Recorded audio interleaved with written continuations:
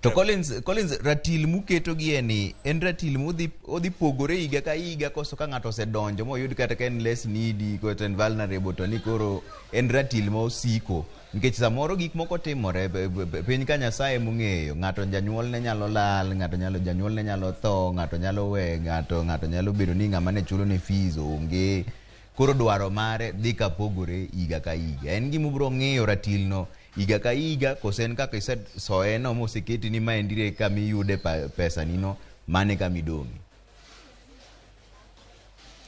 Erokamano Trevor. Ratili mwaketo genie kendo waluonge gi dho ngero ni means testing instrument.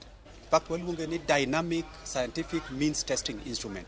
Nyiso ni anytime ma variables mani winja kwano ka o change matin nikech sani inyalo bedo ni in gi jonyuoli kendo gichulo ni fee kaka iwinji wacheno to kiny samoro gionge kata samoro ni in gi sponsor ni moro mane chulo ni fee to kiny oonge koro saa asaya ma gigo change tibiro irwa to kendo iwuoyo kodwa to waneno kaka kendo kero wachak wa categorize kata wapimie kendo ratili ni wachak waneno kama waketie maber mondo mi yud konyruok. Trevor. Okay.